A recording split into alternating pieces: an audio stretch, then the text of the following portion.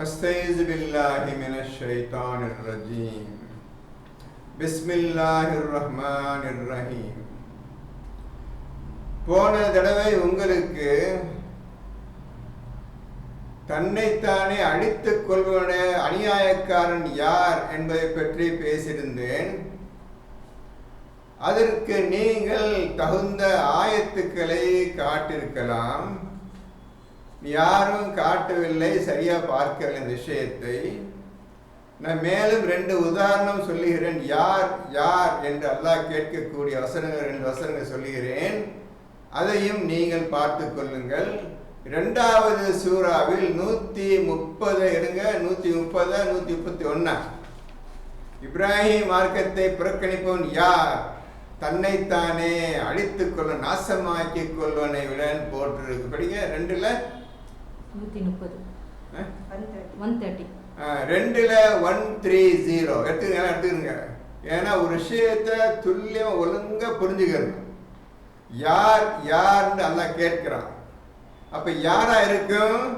இப்ப நம்ம தான் இன்னைக்கு இப்ராஹிம் மார்க்கம் தெரியாது, நம்மளே அழிச்சிட்டு இருக்கிறோம். ஒவ்வொருத்தனும் தன்னைத்தானே அழித்து கொண்டிருக்க. நபியே நீ ஒரு பார்த்தீரா? படிக்குமா. 130. இப்ராஹிமுடைய மார்க்கத்தை புறக்கணிப்பவன் யார்? தன்னைத்தானே தாழ்த்தி கொள்பவனை தவிர. பாத்தீங்களா? தன்னைத்தானே தாழ்த்தி கொள்பவன் மட்டும்தான் இப்ராஹிம் மார்க்கத்தை கண்டு கொள்ளாமல், அதை பற்றி புரிந்து கொள்ளாமல், எந்த அக்கறையும் இல்லாமல் இருப்பான். இப்ராஹிம் மார்க்கத்தை புரிந்து கொள்ள ஆசைப்படாதவன் இவன் தான் தன்னைத்தானையே நாசமாக்கி கொள்கிறான் என்றார். இதே தான் நீங்க 2:114 படிச்சீங்க. அல்லாஹ்வின் மஸ்ஜிதில் அல்லாஹ்வின் திருநாமத்தை ஜிக்ர் செய்வதை தடுத்து பாழாக்க முயல்பவனை விட அதிகமான அக்கிரமக்காரன் யார்?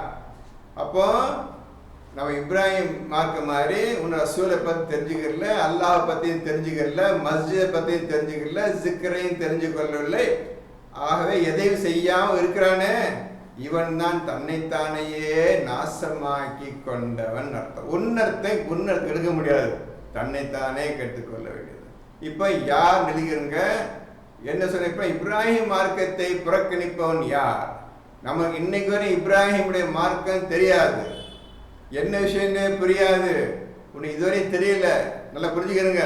அப்போ இன்னைக்கு வரை இப்ராஹிம் மார்க்கத்தை முதல்ல புரிஞ்சுக்கணும், தெரிஞ்சுக்கணும்னு எவன் ஆசைப்பட்டு படிச்சிடானோ அவன் தப்பிச்சான். அவனை யாருன்னு கேட்க மாட்டான். எவன் இன்னைக்கு வரை இப்ராஹிம் மார்க்கத்தையே தொடாமல் புரியாம உட்கார்ந்து கொண்டிருக்கின்றானோ, நேரத்தை வீணாய் கொண்டிருக்கின்றானோ, அவனை தான் அல்லாஹ் கேட்கிறான்.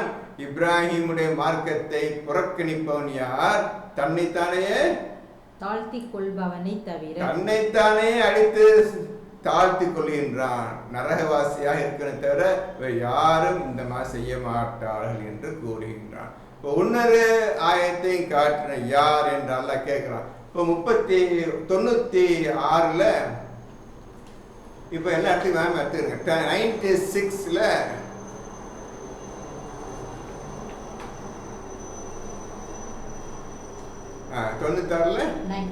இப்போ 96ல 9 எடுத்துக்கலாம். இதெல்லாம் முக்கியமான ஆயத்து குறிச்சுக்கணும். நீங்க இப்போ ஒவ்வொருத்தனையும் பா சொல்றான். இப்போ நம்ம 9 பேர் உட்காந்துருக்கிறோம். இந்த 9 பேரையும் பா சொல்றான். நீங்க தான் யாருன்னா நீங்க தான். உங்களையே நீங்கள் தடுத்து கொண்டிருக்கின்றீர்கள்.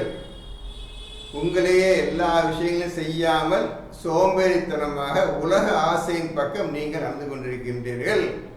நீ யாருக்கு? நீங்க தான்ப்பா. எவன்ப்பா இந்த மாதிரி செய்யறான்னு கேட்கறான். இப்போ 96ல 9 படிங்க. தடை செய்கிறானே நீர் பார்த்தீரா?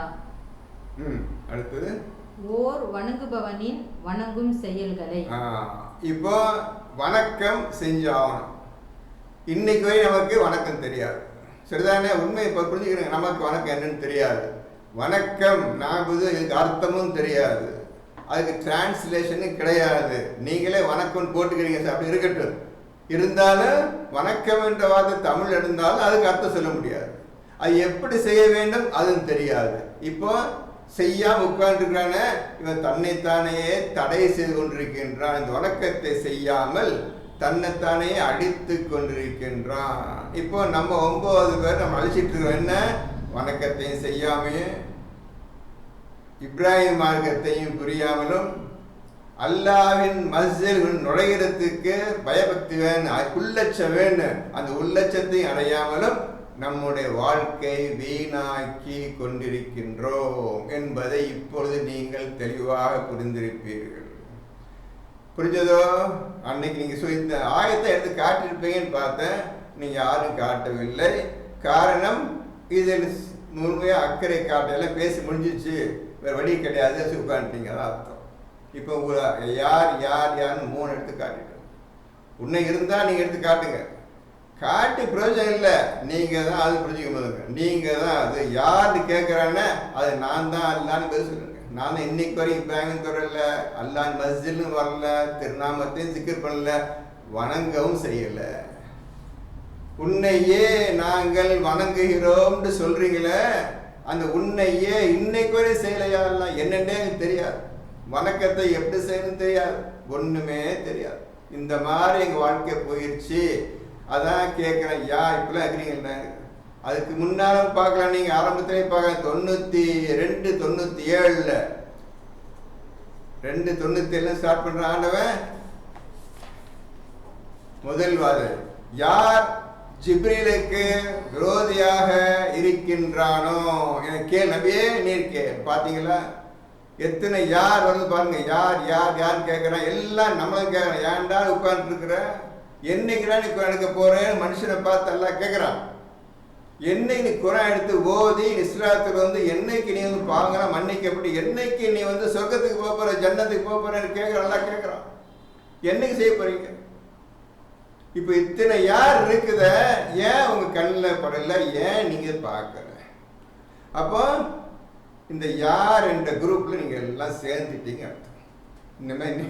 இன்னமே ஜாக்கிரதை இருக்கப்பா, இவங்களை கேட்குறான். அப்போ நீ என்ன எப்படி நடந்துக்கன்னு பார்த்துக்கோங்க. அப்போ இதில் கொஞ்சம் அக்கறை காட்டலை. என்னடா இந்த மாதிரிலாம் கேட்டாங்க, ஒவ்வொரு விஷயம் உள்ள இத்தனை யார் யார் யாருன்னு கேட்குறோம், கண்ணையும் பண்ணல, மக்களுக்கு குரூப் மீட்டிங் எடுத்து சொல்லலை. இந்த மாதிரி வாழ்க்கை நம்மளும் நாசமாகிட்டு இருக்கிறோமே என்று நீங்கள் ஆணும் பெண்ணும் நினைக்க வேண்டும். சரி, இதை அன்னைக்கே பேசியாச்சு. இப்போ சொன்ன யார் யார் 4 காட்டிட்டேன். நீங்க காட்ட வேண்டி எதிர்பார்த்து இருந்த ஒரு வாரம் ஒரு ஆளு கூட பத்தி கண்டுக்கிறவே இல்லை. அப்போ அல்லாஹ் சொல்லிதானே நாசமாக்கி கொள்றீங்க நீங்க கேட்குறான்னு யாரும் பண்ணலையே, ஒருத்தன் பார்க்க எப்படி ஓதுன்னு தெரியல, ஏது எப்படி எப்படிலாம் விஷயத்தை கொண்டு வரணும்னு தெரியல. பரவாயில்ல, ஒரு ஓதுறீங்க, பதில் சொல்றீங்க, ஒரு விஷயத்தை பேசுறப்ப இது சம்மந்தப்பட்ட விஷயம் எங்கெல்லாம் இருக்குது ஒன்று அடுத்து அது இறங்கிடணும், அது வேகமாக இறங்கிடணும். அதுக்கப்புறம் தான் நீங்க வந்து குர்ஆனை ஒழுங்காக புரிந்து கொள்ள முடியும். இப்போ 2:110க்கு ஃபரிதா ஒரு விஷயத்தை சொன்னாங்க, ஆயத்தை காட்டினாங்க. 2:110 நம்ம அப்துல் கரீம் சில ஆயத்துக்களை காட்டினார்கள், ஷாஹிதா ஒரு ஆயத்தை காட்டினார். எல்லாம் சரிதான், தப்பு கிடையாது. அதுல என்ன போட்டிருக்குது படிங்க, எல்லா இடத்துக்கும் 2:110 எடுங்க, எல்லாரும் படிங்க. எல்லாம் எடுத்துட்டீங்களா? 2:110 1:3 படிங்க. அந்த ஒரே ஒரு வார்த்தையை தான் நான் கேட்டேன், படிங்கம்மா. இன்னும் சலாத்தை நிலைநிறுத்துங்கள். இன்னும் சலாத்தை நிலைநிறுத்துங்கள். அது 109 என்ன போட்டிருக்குது? வேதத்தை உடையவர்களில் பெரும்பாலோர் உண்மை அவர்களுக்கு தெளிவாக தெரிந்த பின்னரும் தங்கள் மனதில் உள்ள பொறாமையினால் நீங்கள் நம்பிக்கை கொண்ட பின் உங்களை நிராகரிப்பு உடையோராக மாற வேண்டும் என விரும்புகிறார்கள். இந்த மாதிரி ஆசைப்படுறாங்க நிராகரிப்பவர்கள் அரபிகள். அடுத்து 110 இன்னும் சலாத்தை நிலைநிறுத்துங்கள். இன்னும் அல்லாஹ் சொல்றான், உண்மையான மூமின் இருந்தீங்கன்னா சலாத்தை நிலைநிறுத்துங்கள், ஜகாத்தும் கொடுத்து வாருங்கள். ஜகாத்தையும் கொடுத்து வாருங்கள்.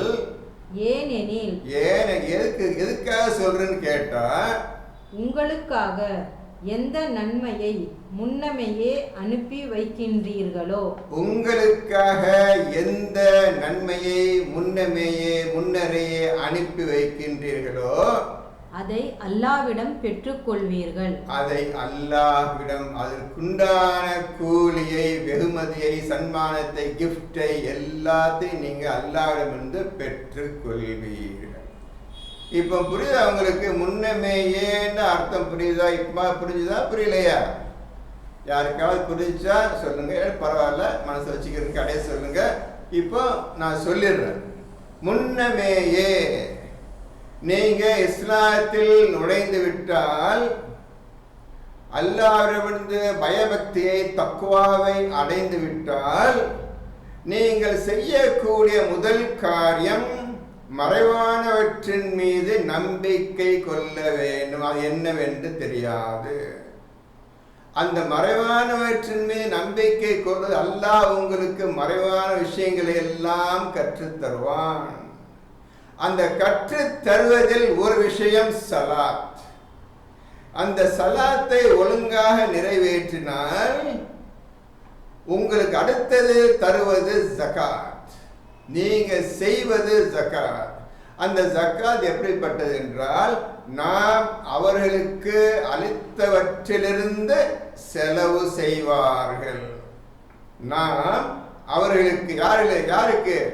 மறைவானவற்றின் மீது நம்பிக்கை கொண்டவர்களுக்கும் சலாத்தை நிலை நிறுத்துபவர்களுக்கும் அல்லாஹ் வழங்கியதை, அல்லாஹ் என்ன வழங்குறான், என்ன கொடுக்கிறான் என்பது அவன் மட்டும்தான் தெரியும். யாருக்கு? சலாத்தை யார் நிலைநிறுத்துகின்றார்களோ அவர்களுக்கு மட்டும்தான் தெரியும் அல்லாஹ் எதை தரப்போகிறான் என்று. அதை வாங்கியவர்கள் தாராளமாக எல்லோருக்கும் கொடுப்பார்கள். அப்படி செய்தவங்க இந்த உலகத்தில் யாருமே கிடையாது, ரசூல் முஹம்மத் அவர்களை தவிர. அதை புரிஞ்சுக்கோங்க. இப்போ 2:2 படிங்க. ஒழுங்கா தெளிவா சொல்றேன். ஒரு எழுதிட்டு வந்து விட்டுறாதீங்க. முக்கியமான விஷயம். நிறைய ஆயத்துக்கெல்லாம் மேற்கோள் காட்டி, உதாரணம் காட்டி அவங்க சொல்ல போறேன் புரிஞ்சுக்கிறதுக்காக. நீங்களே தேடி எடுத்து கண்டுபிடிக்க முடியாது விஷயத்தை சொல்றேன். அப்படி மனப்பாடமான பண்ணி வச்சுக்கணும். எந்த சமயத்தை யார் தட்டி கேட்டால் ஒழுங்கு கிடக்கிறேன்னு சொல்லணும். இதான் சலாத், இதான் ஜகாத், ஏன் எது எல்லாம் ஒழுங்கா சொல்லியே நீங்க பழகி கொள்ள வேண்டும். இப்போ 2:2 அல்லாஹ் சொல்றான், ஜாலிகல் கித்தாப், இது புத்தகம், லா ரைப ஃபீஹி, இது சந்தேகமே இல்லை, ஹுதல்லில் வழிகாட்டி, முத்தகீன்களுக்கு வழிகாட்டி, தக்குவா உடையவர்களுக்கு வழிகாட்டி. தக்குவாவை அடைந்திருக்க வேண்டும். மறைவானவற்றை நம்பிக்கை கொள்வதற்கும், சலாத்தை நிலைநிறுத்துவதற்கும், ஜகாத்தை கொடுப்பதற்கும் நீங்கள் தக்குவா உடையவர்களாக இருந்தால் இந்த குர்ஆன் உங்களுக்கு வழிகாட்டி என்று ஆரம்பம் செய்கிறான். அதான் முதல் வேலை. நீங்க செய்ய வேண்டியது மறைவானவற்றின் மீது நம்பிக்கை கொள்வார்கள். இப்பொழுது அல்லாஹ் மறைவான விஷயத்தை சொல்லி தருவான். நீங்க அதன் மீது ஈமான் கொண்டு வேலையை ஆரம்பித்து விடுவீர்கள். அதில் முதல் வேலை சலாத். 2வது விஷயம், அவர்கள் எத்தகையோர்? அந்த பயபக்தர்கள், அல்லஸீன யூமினூன பில் கைப், அது மறைவானவற்றின் மீது நம்பிக்கை கொள்வார்கள். செகண்ட் திங் இஸ், சலாத்தையும் நிலைநிறுத்துவார்கள். தேர்ட் ஒன் இஸ், நாம் அவர்களுக்கு அளித்தவற்றிலிருந்து செலவும் செய்வார்கள். இப்பொழுது முதல் சூரா பார்த்திருப்பீங்க. அதுல 6 ஆயத்துல எந்த விதமான தர்ம செயலோ அல்லது ஜக்காத்தோ சொல்லவில்லை. 2வது சூறாவில் தான் எடுப்பிலே ஆரம்பிக்கிறது. சலாத்தை நிலைநிறுத்தி ஜக்காத்தையும் கொடுப்பார்கள். நாம் அவர்கள் அளித்தவற்றிலிருந்து செலவு செய்வார்கள். இது புரிஞ்சுட்டீங்களா? இப்ப சொன்ன புரிஞ்சுட்டீங்களா? இப்ப சொன்ன வரை நீங்க புரிஞ்சுக்கிட்டீங்களா? இப்போ நீங்க எடுக்க வேண்டியது, திருப்பி 2:110 வாங்க. 2:110 திருப்பி வாங்க. இப்போ என்ன சொல்றாங்கல்ல, சலாத்தை நிலைநிறுத்தி ஜகாத்தையும் கொடுப்பார்கள். அப்புறம் அடுத்த வார்த்தை, ஏனெனில் உங்களுக்காக எந்த நன்மையை முன்னமையே அனுப்பி வைக்கின்றீர்களோ அதை அல்லாவிடம் பெற்றுக்கொள்வீர்கள். முடிஞ்சா? இப்போ ஒன்றும் கஷ்டம் இல்லைப்பா. நீங்கள் தான் கொஞ்சம் உட்கார்ந்து என்ன வார்த்தை, தமிழ் வார்த்தை தான் போட்டிருக்கு முன்னமேயே. இது என்ன கஷ்டம் உங்களுக்கு? ஏன் நீங்கள் இப்படி குழம்பு போயிட்டு எல்லாரும் முன்னமேயே இதோ ஆரம்பத்திலேயே குர்ஆன் ஆரம்பத்திலேயே அல்லாஹ் என்ன செய்ய சொல்கிறான்? சலாத்தை நிறைவேற்று ஜக்காத்தை கூட சொல்கிறான். ஜக்காத்தை கூட சொல்கிறான். தானம் தர்மம் சதக்கா, அது சதக்கா, அது தான தர்மம். அது பின்னால் நிறைய வருது, ஆட்சி நல்ல ஆயத்திலே வருது. எடுத்தெடுக்குறான். எடுத்தெடுப்பிலேயே நீ சலாத்தை நிறுத்தி ஜக்காத்தையும் கொடுப்பார்கள். இங்கே ஆரம்பமாகுது. அப்போ முன்னமேயே எல்லாம் கேட்டுங்கப்பா, எல்லாம் புரிஞ்சுக்க. முன்னமேயே நீங்கள் ஈமான் கொண்ட பின்னர், தக்குவாவை அடைந்த பின்னர் நீங்க செய்ய வேண்டிய முதல் காரியம், முன்னமேயே ஃபர்ஸ்ட் செய்ய வேண்டியது ஜக்காத்தை கொடுக்கணும். நாம் அளித்தவற்றிலிருந்து செலவு செய்த ஃபர்ஸ்ட் ப்ரிஃபரன்ஸ் உங்களுக்கு. இதை செஞ்சுட்டு தான் குர்ஆன்ல சொல்லப்படுற அனைத்து நல்ல செயல்களும் வாமிலு சாலிஹா சொல்றாங்க, அனைத்தையும் செய்ய வேண்டும். That is second thing. குர்ஆன்ல சொன்ன எல்லா நல்ல விஷயங்களும் இரண்டாம் பட்சம் செய்யணும். ஃபர்ஸ்ட் செய்ய வேண்டியது, நீங்க செய்ய வேண்டியது ஜக்காத்தை நீங்க முதலில் அல்லாஹ்வுக்கு அல்லாஹ் நான் செஞ்சுட்டேன், நீ சொன்ன மாதிரி முதல்ல எது முன்னரே ஃபர்ஸ்ட் வச்சுக்க. ஃபர்ஸ்ட் எதை செய்யறியோ அதை செஞ்சுட்டேன் அல்லாஹ், நீங்க அல்லாஹ்ட்ட சொல்லி அல்லாஹ்ட்ட சர்டிஃபிகேட் வாங்க. சரி, நான் சொன்னதை நீ செய்து விட்டாய். முன்னமேயே முதலிலேயே உங்க இஸ்லாம் வாழ்க்கை ஆரம்பிச்ச முதல்ல செய்ய வேண்டிய காரியம் என்ன? ஜக்காத்தை கொடுக்கணும். இதான் ஃபர்ஸ்ட். முன்னமே என்றால் முதலில் செய்யக்கூடிய நல்ல காரியங்கள் ஜக்காத். பாத்தீங்களா? அதான் உங்களுக்கு ரெண்டாவது பக்கத்துல ஆரம்பத்தில் வச்சுட்டாங்க 5 விஷயங்கள். இந்த 5 விஷயங்கள்ல தான் உங்க லைஃபே இருக்கு, உங்க வாழ்க்கையே இருக்கு, உங்களை தலைவிதியே அதுல தான் இருக்கின்றது. நீங்க சலாத்தை நிலைநிறுத்தி ஜக்காத்தை கொடுக்காதவரை எதுலையுமே நீங்க சார்ந்தவர்கள் கிடையாது. இது செஞ்சே தீரணும். நீங்க சம்பாதிச்சு எத்தனை கொடுப்பீங்க? 2 பேர் கொடுப்பீங்களா? ஒரு 10 பேர் கொடுப்பீங்களா? அல்லாஹ் தருவதிலிருந்து செலவு பண்ணா நீங்க கொடுத்து கொண்டே இருப்பீர்கள், எப்போதுமே குறையாது. அல்லாஹ் வந்துகிட்டே இருக்கு. இதுதான் அல்லாஹ் எதிர்பார்க்கலாம். இப்படி இருந்தால் தான் நீங்க உதவி செய்ய முடியும், தரம் பண்ண முடியும். நீங்க சம்பாதிச்சு கொடுக்க 2 பேர் 3 பேர் கொடுப்பீங்க, அவ்வளவு முடிஞ்சு போச்சுக்க. அது காசுல சொல்றீங்க நீங்க, உங்களுக்கு நல்லா தெரியும். அது சதக்கா, தான தர்மம். எழுதிங்க சதக்கான்னு போட்டு, அரபில் சதக்கான்னா தமிழ்ல தான தர்மம் எழுதிக்கிறங்க. ஜக்காத்தின் போட்டா அல்லாஹ் அளித்தவற்றிலிருந்து செலவு செய்வார்கள். இப்போ முன்னமேயே ஆரம்பத்திலேயே முதல்லையே நான் செஞ்ச காரியம் ஜக்காத்தை கொடுத்து, நீ சொன்ன மாதிரி முதல்ல குத்துனையால இனி மற்ற காரியங்கள்லாம் செய்ய போகிறேன்னு அர்த்தம். முன்னமேயே ஃபர்ஸ்டே எல்லாம் ஓடி வர்றீங்க, பஸ் நேரத்தில் எல்லாம் ஒழுங்குறீங்க. நான் இது செஞ்சுட்டேன், அது ஓடிடுறீங்க. எல்லாம் பார்க்குறான், நான் சொன்னது வரைக்கும் காணுமே, என்னமோ சொல்றீங்க. நான் எதை ஃபர்ஸ்ட் செய்ய அதுக்கான முன்னமேயே ஒன்று செய்யணும்னு சொன்ன அது காணமே நல்லா பார்க்க. முன்னமே என்ன? நாம் அளித்தவற்றிலிருந்து செலவு ஜக்காத்தா ஃபர்ஸ்ட் ஆரம்பத்தில் செய்யக்கூடிய முதல் நல்ல காரியம் இந்த ஜக்காத்தை நீங்கள் கொடுக்க வேண்டும். இப்போ நான் சொன்ன வரையே புரிஞ்சிச்சா? சொல்ல மீட்டை க்ளோஸ் பண்ணி சொல்லுங்க பார்ப்போம். நான் சொன்ன புரிஞ்சுக்கிட்டா சொல்லுங்க, புரியாட்டி திருப்பி சொல்றேன். எல்லார்ட்டையும் கேட்குறேன்.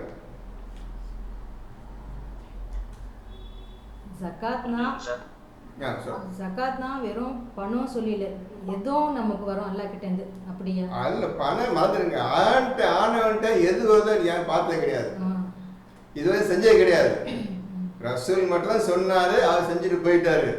அவர் செஞ்சது அந்த ஜக்காத்து குரான் இருக்குது, அது நீ கண்டுபிடிக்கணும். அது சும்மா விட்டுருக்காங்கல்ல, அதுக்குள்ள கேள்வி இருக்கு, பதில் அதுக்குள்ள இருக்குது. இப்போ நான் சொன்னதை புரிஞ்சுக்கிட்டீங்க இல்லையான்னு கேட்குறேன். முதலில் முன்னமேயே அந்த வார்த்தைக்கு அர்த்தம் புரிஞ்சுக்கிட்டா கேட்குறேன், எல்லாரும் கேட்குறேன். நல்லா புரிஞ்சுக்கிட்டீங்களா? எல்லாரும் புரிஞ்சுக்கிட்டீங்களா?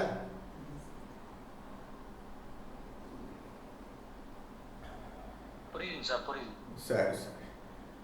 புரியல, சரி, புரியாட்டி சொல்லுங்க, திரும்பி சொல்றேன். இப்ப முன்னமேயே இந்த வார்த்தைக்கு ஒழுங்கா தெளிவா மனசுக்குள்ள எந்த சந்தேகம் இல்லாம நான் சொல்ல சரியா புரிஞ்சுக்கிட்டல இல்லையா?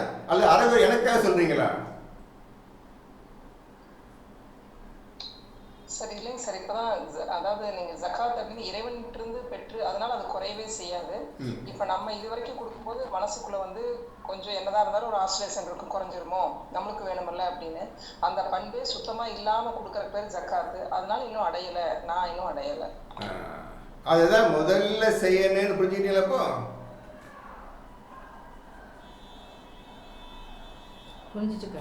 சரி, இப்போ இதை சொல்றதுக்காக வெயிட் பண்ணிட்டு இருந்தேன். என்ன தம்பி அப்துல் கரீம், இப்போ புரிஞ்சிருப்பீங்களா? எல்லாரும் விஷயம் புரிஞ்சிருப்பீங்களா? முதல்ல செய்ய வேண்டிய காரியம் நாம் அனைவரும் உட்கார்ந்துட்டோம், எடுத்தாச்சு. இது மேல் ஈமான் கொள்வதற்காக படாத பாடுபட்டு இருக்கிறோம். இன்னும் நம்ம ஈமான் அடையல. அதுக்கப்புறமா இஸ்லாத் நுழையணும், இஸ்லாத்துல தக்குவா அடையணும். தக்குவா அடைஞ்சுதான் நீங்க இந்த காரியத்தை செய்ய வேண்டும். அப்பேற்பட்ட பாக்கியம் நிறைந்த செயல். அன்னைக்கே சொன்னேன், தர்மம் செய்யாம நீங்க குர்ஆனை ஓத முடியாது, தொட முடியாது. தர்மத்தை செய்து பழகி கொள்ளுங்கள். அந்த பழக்கம் தான் பெருசா போக போகுது. ஜக்காத் நிக்க போகுது. ஹையஸ்ட் பெருசு ஜக்காத். முதல்ல தான தர்மம் செஞ்சு பழகிக்கிறங்க. அதுல உங்க மனசை பெருசாக்கிக்கிறங்க. அள்ளி அள்ளி கொடுக்க ஆசை வைங்க. அந்த ஆசை தான் அவங்க பெருசாக கொண்டு வந்து சலாத்தை அல்லாஹ் சொல்லி தருவான். சலாத்தை நிலைநிறுத்தி ஜக்காத்தையும் கொடுப்பார்கள். இதான் ஃபர்ஸ்டே அல்லாஹ் அனுப்பி வச்சுட்டாங்க. அல்லாஹ் நீ சொன்ன செஞ்சுட்டேன், முதல்ல செஞ்சுட்டேன், எனக்கு நீ சொன்ன வாக்குறுதிக்காக எனக்கு சொர்க்கத்தை தா என்று நீ கேட்டு வேண்டி பெற வேண்டிய வாக்குறுதியாகும். 25:16 பாருங்க. 25:14 25:16 எடுத்துக்கங்க. எல்லாம் நம்ப எழுதி விட்டுறாங்கப்பா. நான் சொல்றேன், 1000 நம்பர் சொல்றேன். நீங்க தேடி கண்டுபிடிச்ச கடல் மாதிரி குரான். கடல்ல 1000 கடலுக்கு ஈக்குவல். இது பெருசு, அதோட பெருசு. 1000 கடலை கொண்டு வந்தாலும் இந்த குரான் கண்டுபிடிக்க முடியாது. நான் சொல்ல எழுதி ஒழுங்கு நம்பர் எழுதுவாங்க. சொன்ன விஷயத்தை ஷார்ட்டா எழுதிக்கிட்டு நம்பரை போட்டுவாங்க. அதுக்கப்புறம் வீட்டில் உட்காந்து ஒழுங்கு எழுதிக்கங்க. 25:16 எடுங்க. எடுத்துட்டீங்களாமா? படிங்க. அதில் அவர்களுக்கு விரும்பியதெல்லாம் கிடைக்கும். அதில் அவர்கள் நிரந்தரமாக தங்குவார்கள். இதுவே உமது இறைவனிடம் வேண்டி பெறக்கூடிய வாக்குறுதியாக இருக்கும். இப்ப அல்லாஹ் சொன்னா இப்பேற்பட்டவங்களுக்கு கூலி தர சொல்லிட்டான். அதில் என்னென்ன இருக்குன்னு சொல்லிட்டான். மேலும் சொல்றான், இதுவே உங்கள் இறைவனிடத்தில் வேண்டி பெறக்கூடிய வாக்குறுதி ஆகும். இறைவனே வாக்கு சொல்லி எனக்கு உனக்கு சொர்க்கம் தான் எனக்கு சொல்லிடு. அதுக்கப்புறம் நான் மௌத்தாவேன். நான் நீ சொன்ன வேலையை செஞ்சுட்டேன். முதல்ல எதை செய்ய சொன்னியோ அதை செஞ்சுட்டேன். மற்ற எல்லா காரியம் செஞ்சுட்டு இருக்கிறேன். எனக்கு வாக்குறுதி கொடுத்துரு, நீ இறந்தா உனக்கு சொர்க்கம் தர்றேன்னு மட்டும் வாக்கு சொல்லி எல்லாம் நீ கேட்கணும். என்ன இந்த மாதிரி கேட்குறான்னு சொல்லி தர்றேன், உனக்கு சொர்க்கம் தர்றமா, உனக்கு சத்தமே உனக்கு சொர்க்கம் தர்றேன்ட்டு ஆண்டவன்ட்டேன்னு பதில் வாங்கின பொழுதுதான் நீங்க உட்காரு, நிம்மதி உட்காருனப்பா. அல்லாஹ் சொன்ன வேலை செஞ்சாச்சுப்பா. இனி மௌத் எப்போதும் வரட்டும்பா, நம்மளுக்கு சொர்க்கம் நிச்சயமாயிருச்சுப்பா, அல்லாட்ட வாக்கு வந்துருச்சுப்பா என்று நிம்மதியுடன் இந்த உலகத்தில் வாழ வேண்டும். இவ்வளவு பெரிய காரியங்களை செய்ய வேண்டியிருக்கின்றது. நீங்க சலாத்தை ஒழுங்க பண்ணீங்கன்னா வாக்குறுதி தந்துடும். வேண்டி பெற வேண்டிய வாக்குறுதி யாரெல்லாம் கொடுத்துரு, சொர்க்கத்தை கொடுத்துரு, வாக்கு சொல்லு, தரணும் தானே சொல்லியாலாம் இந்த மாதிரி கேட்கணும்ப்பா. அல்லாட்ட இந்த மாதிரி கேட்க சொல்றான். வேண்டி பெற வேண்டிய வாக்குறுதியாகவும் நல்லாவே சொல்றான்ப்பா. என்னப்பா செய்ய போறீங்க? நீங்க எதுவுமே செய்ய உட்காந்துருக்கீங்க. அப்போ தன்னை தானே இந்த மாதிரி வேண்டி பெற வேண்டிய வாக்குறுதியை கேட்காம இருப்பவனே மோச அநியாயக்காரன் யார்? இப்ப இதுல யாருன்னு போனீங்க கேட்கலையா நீங்க? இப்ப எல்லா ஆயத்துக்கும் யார் யார் போட்டு எல்லாம் நீங்க தான் உங்களுக்கு பதில் செய்கிறீங்க. இதுதான் குர்ஆன் ஒரு முறை. அதை புரிஞ்சுக்கிறீங்க. ஒவ்வொரு ஆயத்துக்கு நீங்கள் யார்? இந்த ஆயத்தை தெரியலையா? அப்ப நீ தான் நாசக்காரன், நீ தான் அநியாயக்காரன் சொல்லிட்டே வர. ஒவ்வொரு ஆயத்துக்கு நீங்க போட்டுக்கிறீங்க, உங்களே போட்டுருங்க. யாருன்னு கேட்டு உங்களையே போட்டு நான் தான் பயம் சொல்லிட்டே வர வேண்டியதுதான் இப்பொழுது. சரி, இப்போ உங்களுக்கு இந்த 2 விஷயம் சொல்லியாச்சு. 2 கேள்விக்கு பதில் சொல்லியாச்சு. இப்போ முன்னமேயே ஃபர்ஸ்ட்லேயே முதல்லையே இந்த காரியத்தான் நீ செஞ்சாகணும். மற்ற அனைத்து அனைத்து காரியங்களும் ரெண்டாவது விஷயத்தை எல்லாம் அடங்கிடும். முதல் விஷயம் இது.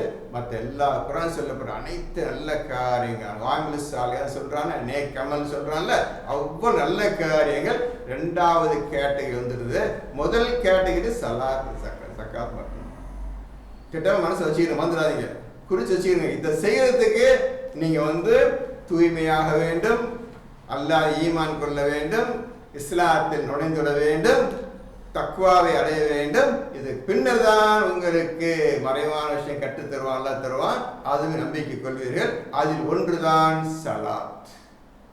இந்த சலாத்தை நிலை நிறுத்தி ஜக்காத்தையும் கொடுப்பார்கள். ஜக்காத்துக்கு ஒரு அர்த்தம் ஆண்டவனே சொல்லிட்டான், நான் அவர்களுக்கு அளித்தவற்றிலிருந்து செலவும் செய்வார். இப்போ உங்களுக்கு சலாத் எப்படிப்பட்டது என்பதை சொல்ல முடியாது. சலாத் அர்த்தம் சொல்ல முடியாது. சலாத்துக்கு உதாரணம் சொல்ல முடியாது. சலாத் எப்படிப்பட்டது, எப்படி செய்ய வேண்டும் அது சொல்ல முடியாது. எதுவுமே சொல்ல முடியாது சலாத் என்ற வார்த்தைக்கு.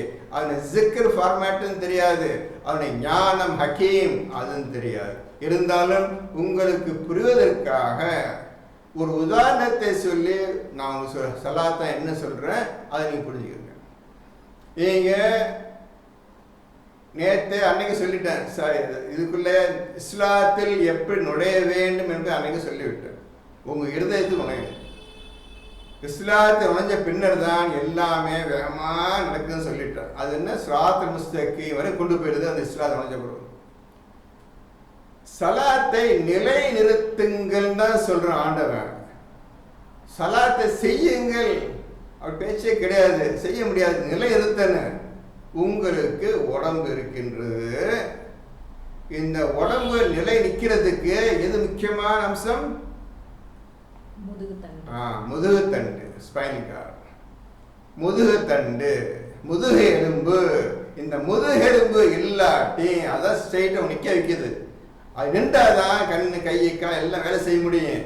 அந்த முதுகத்தை இல்லாம இருந்தா பொட்டுன்னு என்ன பாடி தூக்கிடும். அது தலை நேரம் முட்டிக்கால் முட்டி எப்போ கிடக்கும், தலை முட்டிக்கால் முட்டி கிடக்கும். ஸ்பைனல் இது இல்லாட்டி, முதுகெலும்பு இல்லாட்டி. உங்கள் இஸ்லாமிய வாழ்க்கையில் நீங்கள் செய்ய அனைத்து காரியங்களுக்கும் தேவை சலாத்.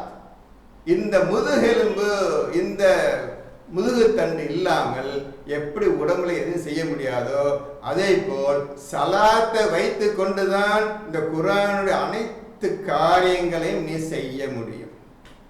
ஒரு முதுகுத்தண்டு, முதுகு எலும்பு, இதற்கு ஈக்குவல் உங்கள் இஸ்லாமிய வாழ்க்கைக்கு இந்த சலாத் என்பது. உங்களுக்கு புரியறதுக்காக சொல்றேன். இந்த மாதிரி இருந்தாதான் உங்க உடம்பு நிற்கும். இல்லாட்டி பொத்து சுருந்து உடம்பு விழுந்துடும். அதே மாதிரி நீங்க சலாத் இருக்குன்னா சலாத்தை தான் முதல்ல கை வைக்கணும். அதுல சலாத்தை நிலைநிறுத்தினாதான் குர்ஆன்ல சொல்லப்பட்ட 6235 ஆயத்துக்களையும் செய்வதற்கு சலாத் அவசியம். சலாத்து அவசியம். எல்லாம் எழுதிட்டு வாங்க, அப்ப விட்டுறாதீங்கப்பா. எல்லாம் இது முக்கியமான விஷயம், நான் சொல்றதுல முக்கியமான விஷயம். இப்போது புரிஞ்சிருப்பீர்கள் சலாத் எப்படி நிலைநிறுத்துங்கள் தான் என்ன புரிஞ்சிருப்பீங்க. அது வச்சுக்கிட்டு தான் நீங்க குர்ஆன் முழுவதும் நீங்க ஃபாலோ பண்ணணும். அது ஆரம்பத்திலேயே 2வது பக்கத்திலேயே அல்லாஹ் சொல்லிட்டான், சலாத்தை நிலைநிறுத்துவார்கள் இவர்கள், நாம் அளித்தவற்றிலிருந்து செலவும் செய்வார்கள். இவர்களால் மட்டும்தான். அடுத்தது, இவர் உமக்கு அருளப்பட்ட இந்த குர்ஆனையும் உமக்கு முன்னர் அருளப்பட்ட ஈசாவுக்கு மூசாவுக்கு அருளப்பட்டதை படித்து பின்பற்றி ஈமான் கொள்வார்கள். அடுத்த 5வது விஷயம், ஆகிரத்தை ஹும் யூகினூன், ஆகிரத் மறுமையை உறுதியாக நம்புவார்கள். இந்த 5 விஷயங்களை சொல்லிட்டான். இது எந்த நீங்க செய்ய வேண்டிய எதையுமே உள்ள சொல்லல. ஒன்லி சலாத்தை மட்டும்தான் உள்ள பிரைமா வச்சுக்காங்க. மற்ற எல்லா விஷயம் இப்போ பார்க்க போறீங்க. நீங்க செய்தே தீரணும். அது செய்வதற்கு சலாத் அவசியம். இப்ப சலாத்தை எப்படி செய்யணும்னு ஒரு ஆயத்து காட்டுறேன், அதை பார்த்துருங்க. 17ல 78 எடுங்க. எப்படி நீங்க செய்யணும்னு பாருங்க. சில பேர் கேட்டாங்க, இரவு நேரத்தில் தூக்கம் வரது என்ன செய்ய கேட்குறாங்க. சில பேர் வேலை செஞ்சு வர்றவங்க எப்படி தூங்க வேண்டுமே சொல்றாங்க. சில பேர் 7 மணி நேரம் டாக்டர் தூங்க சொல்கிறாருன்னு சொல்கிறாங்க. இதெல்லாம் குர்ஆன் ஓதாதவர்களுடைய பேச்சு. இதெல்லாம் அல்லாஹ்வுக்கு பயந்தவர்களுக்கு தூக்கமே காணா போயிடும். அல்லாஹ்வுக்கு பயந்தவங்களுக்கு. இப்போ 1778 பாருங்க. அதில் சலாத்தை எப்படி நிலைநிறுத்தன்னு குர்ஆனை அதுக்குள்ளே எப்படி கொண்டு வரணும் என்பதை போட்டுக்கிறான். அது ஒழுங்காக படித்தாதான் முழு விவரம் தெரியும். ஆனால் எல்லாம் ஷார்ட்டாக சொல்லிட்டான். ஒழுங்காக சிந்திப்பு மக்களுக்கு அந்த 1770 ஒழுங்காக புரியும். நான் இருந்தவரை உங்களுக்கு புரியும்படி இல்லையா சொல்லிவிடுகிறேன். மேற்கொண்டு நீங்கள் அதை ஆராய்ச்சி செய்து பாருங்கள். 1778 படி.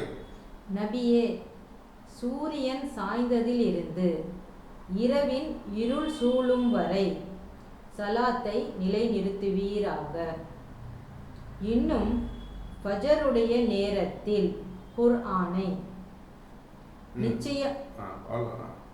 நிச்சயமாக ஃபஜர் நேரம் சான்று கூறுவதாய் இருக்கிறது. இப்போ நபியே நாட்டுக்கு இருந்து சரி அரபு நபியே இருக்குது. இப்போ நபியேன்னு இவங்க போட்டாங்க. சரி, அது நபியே அடிச்சுங்க. நல்லா புரிஞ்சு எப்படி குர்ஆன் இந்த ஆணை சொன்ன வார்த்தை நிற்கணும். நீங்களா இதுதான் இருக்கு இவர் தான் இருக்குன்னு போட்டுறாதீங்க. அந்த அல்லாஹ் சொன்னது மட்டும் நீங்கள் படிங்க. இப்போ அரபில் நபியேன்னு கிடையாது, தமிழில் நபியேன்னு போட்டான். தேவையில்லை, அது அப்போ சொல்ல அவசியம் கிடையாது.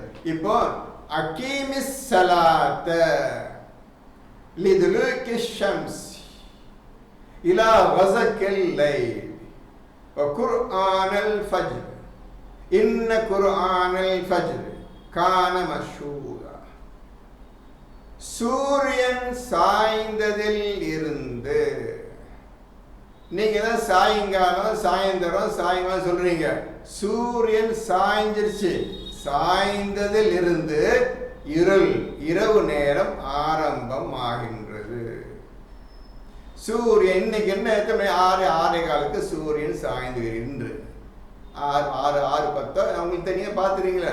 சூரியன் சாய்ந்ததிலிருந்து நீ சாயங்காலம் 6 மணியிலிருந்து இரவின் இருள் சூழும் வரை 6, 7, 8, 9, 10 12 மணி நைட்டு 1 மணி கார் இருள், கடுமையான இருள், டார்க்னஸ் சூடும் வரை. அந்த டார்க்னஸ் இருள் அப்படியே போய் 2 மணி நைட்டு 3 மணி 4 மணி 5 மணிக்கு விடிய ஆரம்பித்துடுகின்றது. 5:30க்கு விடிய ஆரம்பிச்சு. அப்போ சாயங்காலம் 6 மணிலிருந்து அதிகாலை 5 மணி வரை சூரியன் சாய்ந்ததில் இருந்து ஆரம்பமாகிற அக்கீமி சலாத்தை நிலைநிறுத்துங்கள். சூரியன் சாய்ந்ததிலிருந்து இரவின் இருள் 2 வார்த்தை இருப்பாங்க. இரவுன்னு வார்த்தை இருக்குது, இருள்னு வார்த்தை அரபில் இருக்குது. இதா வசக்கில் லைன் வார்த்தை இருக்குது, ரசக்கு வார்த்தை இருக்கா புரிஞ்சுக்கிறீங்க. அவன் நல்லா சொல்றான். இரவு நிறுத்திக்கல அல்ல இருள் நிறுத்திக்கல, டார்க்னஸ் நைட் சொல்ல நைட் டைம். அதுக்கப்புறம் இருள், கார் இருள், கண்ணங்கரேன் இருள். இந்த இரவு ஆரம்பிச்சு அந்த கடுமையான கருப்பு நிறம் கடுமையான இருள் அதுக்கப்புறம் அது குறைஞ்சி விடிய கால போகுது.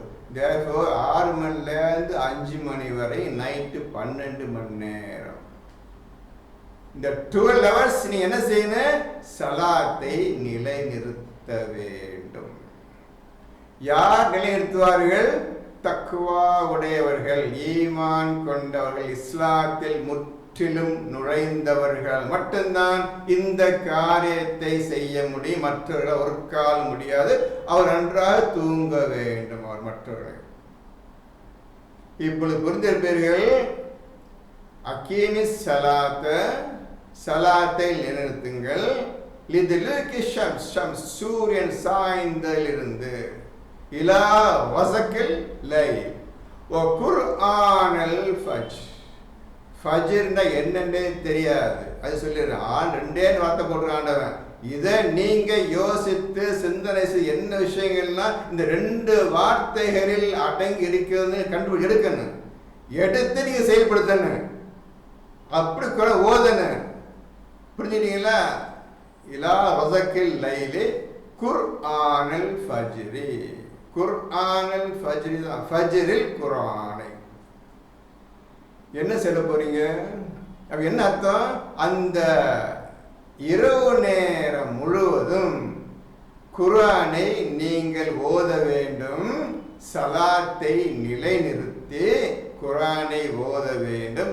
இன்ன குர்ஆனல் ஃபஜ்ர், நிச்சயமாக ஃபஜ்ரில் குர்ஆன், ஃபஜ்ர் என்ற நேரம், அந்த நேரத்தில் இன்ன குர்ஆனல் ஃபஜ்ரி கான மஷ்ஹூதா, சான்றுகளை குர்ஆன் ஒவ்வொரு ஆயத்தினுடைய விளக்கம், ஞான விளக்கம் இப்பொழுது உங்களுக்கு அறிவிக்கப்படுகின்றது. இரவு நேரம் முழுவதும் இது ஒரு நாள் கிடையாது, நீங்கள் பல வருஷங்கள் ஓதுனாதான் இது சான்ஸ். இந்த மாதிரி ஒரு நிகழ்ச்சி, இந்த மாதிரி ஒரு ஈவெண்ட் நடக்கிறதுக்கு நீ குறைஞ்ச 15-20 வருஷமாவது ஒன்றை விடாம தினந்தோறும் குர்ஆன் ஓதிக்கொண்டே இருந்தால் ஆல் ஆஃப் எ சடன் இது திடீரென்று உங்களுக்கு அல்லாஹ்வுடைய கான மஷ்ஹூதா, சான்றுகள் இறங்க ஆரம்பிக்கும். இந்த ஆயத்துக்கு இது அர்த்தம் செய், இந்த ஆயத்துக்கு இது அர்த்தம், இதான் ஞான விளக்கம், இதை செய்யப்படும் முறை செய் என்று அல்லாஹ் உங்களுக்கு அறிவிப்பான். இன்ன குர்ஆனல் ஃபஜ்ர், குர்ஆனல் ஃபஜ்ரி, இன்ன குர்ஆனல் ஃபஜ்ரி கான மஷ்ஹூதா. இப்போ சலாத்தை இரவு நேரம் முழுவதும் செய்ய வேண்டும் என்று சொல்லிவிட்டார். அதே போல் பகல் நேரம் எடுத்துக்கிறதுங்க. 11ல் 114 எடுங்க, 11ல் 114 எல்லாத்தையும் எழுதிட்டே வாங்கப்பா, விட்டுறாதீங்கப்பா. உங்க கஷ்டப்பட்டு சொல்லி கொடுத்துட்டு இருக்கிறேன், அப்படி காத்து விட்டுறாதீங்க. ஏன்னா வேண்டி பெற வாக்குறுதியாகும். நீங்க முதல்ல சலாத்தை நிலை எடுத்து ஜக்காத்தை கொடுத்தே தீரணும். ஜக்காத்து கொடுக்காம ஜன்னத்து கிடையாது, அது புரிஞ்சுக்கிறோங்க. சொர்க்கம் கிடையாது, அது புரிஞ்சுக்கிறோங்க. சொல்லிட்டான் 210 சொல்லிட்டான். இப்போ 11ல் 114 கரெக்ட், 11ல் 114 தானே இருக்கு. அதில் அதையும் பார்த்துக்கோங்கம்மா எல்லாரும். பகலின் இரு முனைகளிலும் இரவின் பகுதியிலும் நீர் சலாத்தை நிலைநிறுத்துவீராக. பகலின் இரு முனைகளிலும் அகீமிஸ் சலாத்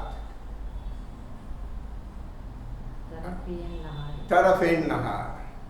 பகலின் இரு முனைகள் என்ன என்று கேட்டு 2 மாசம் ஆச்சு உங்கள்கிட்ட கேள்வி கேட்டு யாருக்குமே சொல்லலை, விட்டுட்டீங்க. அப்போ இந்த ஆயத்தை புறக்கணிப்பவன் யார்? வந்துச்சா? யார் வந்துச்சா? பார்த்தீங்கன்னாப்போ எல்லா ஆயத்தையும் போட்டு யார் போட்டுக்கிறங்க, நான் தான் பதில் சொல்லிக்கிறேங்க. நான் கேட்டாச்சு, கேட்டு 3-4 மாதம் ஆச்சு, அத்தோட மறந்தாச்சு. எப்படிப்பா நீங்கள் சொர்க்கம் போவீங்க? எந்த வகையில் சொர்க்கத்துக்கு நுழைவீங்க நீங்கள்? இந்த மாதிரி இருந்தால் மற்ற காரியங்கள் வேகமாக நடக்குது, செய்யக்கூடாத காரியங்கள்லாம் வேகமாக ஒவ்வொரு வீட்டில் நடக்குதுப்பா. இது மட்டும் அல்லாஹ் சொன்ன, இது மட்டும் அல்லாஹ் வீட்டுக்கு வரமாட்டேன், அல்லாஹ்வுடைய மஸ்ஜிதுக்கு நுழைய மாட்டேன், எது செய்ய மாட்டேன், நீங்கள் அடம் பிடிக்கிறீங்க. இந்த மாதிரி அடம் பிடிப்பவன் யார்? நீங்கள் தான், நீங்கள் தான், நீங்கள் தான், நீங்கள் உட்கார்ந்து அனைவரும் தான். அப்போ பகலின் இரு முனை, பகல் என்பது ஒரு விஷயம், ஒரு பொருள்னு சொன்ன அந்த பொருளை சொல்லி நீ கண்டுபிடிக்கல. என்ன செய்ய போறீங்க? இது செகண்ட் சான்ஸ் தர்றேன். அடுத்த வாரத்துக்குள்ள பகலின் இரு முனைகள் என்றால் என்ன என்று எழுதிக்கிறங்க, பதில் சொல்லியே தீர்றேன். இனி உட்கார்ந்து இருந்தால் பிரயோஜனம் கிடையாது. இனி உட்கார்ந்து இருந்தா பிரயோஜனம். அவ்வளோ பேர் இங்கே உட்கார்ந்து 9 பேர் 9 ஆன்சர் சொல்லியே தீரணும். சும்மா உட்காந்து எந்த பிரயோஜனம் கிடையாது, சொல்லிட்டேன், எந்த பிரயோஜனம் கிடையாது. இப்போ பகலின் இரு முனைகள், பகல் நேரம் முழுவதும் நீ சலாத்தை நிலைநிறுத்த வேண்டும். இதற்கு முன்னர் பார்த்தோம் இரவு நேரம் முழுவதும். 1778ல் இரவு நேரம் முழுவதும், 11ல் 114 பகல் நேரம் முழுவதும், இரவின் பகுதியிலும், மேலும் இரவின் பகுதியிலும். என்னப்பா பகல் நேரம் முழுவதும் இங்கே சொல்லியாச்சு, இரவின் ஒரு பகுதியிலும் செய்ய வேண்டியிருக்குது. அங்கேயும் சலா நிலைநிறுத்தணும். வேற என்ன பகுதி? ஒரு பகுதி செய்ய ஒரு 2 hours 3 hours சலா நிறுத்தணும். பகல் நேரம் முழுவதும் சலா நிறுத்தி வச்சுப்பா. இரவில் ஒரு பகுதியில் சலா நிறுத்தி சொல்லிட்டான்பா. அப்போ மிச்ச பகுதி என்ன செய்யறது?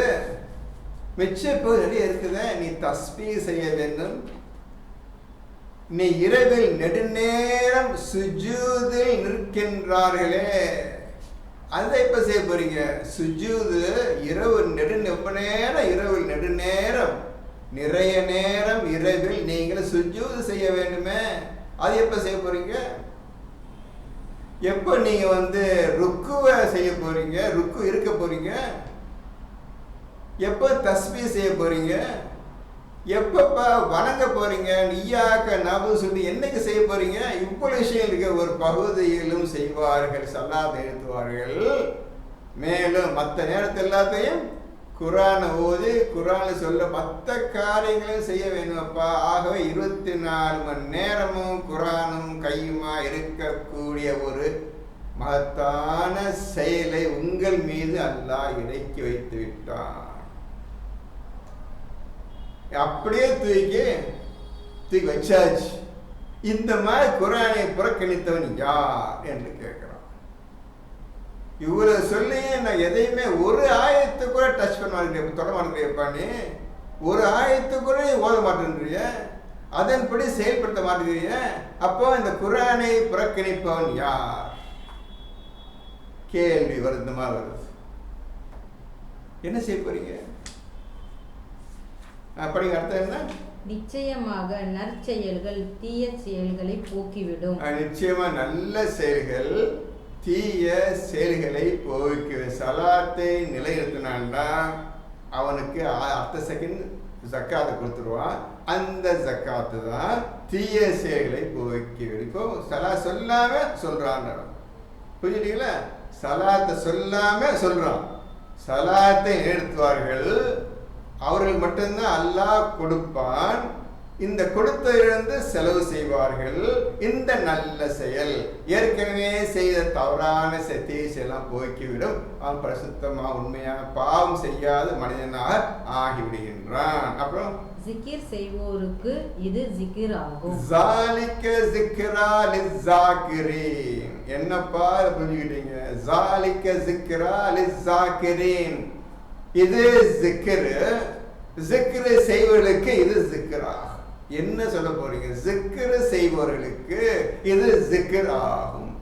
ஜிக்ர்னா என்னன்னு தெரியாதுப்பா, சலாத்னா என்னன்னு தெரியாதுப்பா, ஜக்காத்னா என்னன்னு தெரியாதுப்பா, வணக்கம் தெரியாதுப்பா, சுஜூது தெரியாதுப்பா. எதுவுமே தெரியாத ஜனங்களா இருக்கிறார்களே. யார் இவர்கள் கேட்கிறாங்களா? யார் இவர்கள் கேட்கிறான். இப்போ உங்களுக்கு முன்னமேயே இது ஒரே வார்த்தைக்காக இவ்வளவு விஷயம் சொல்ல வேண்டியதுப்பா.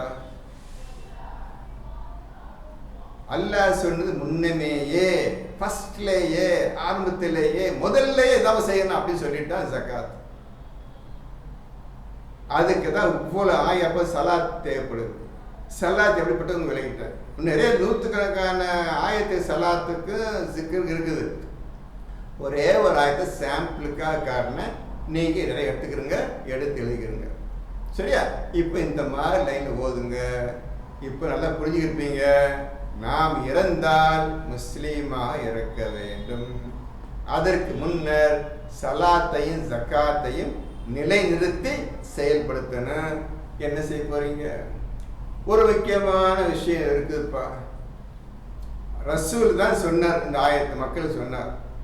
ரசூல் சொல்ல இந்த குரானை போடப்பட்டு உங்க கையில் கொடுத்தாச்சு.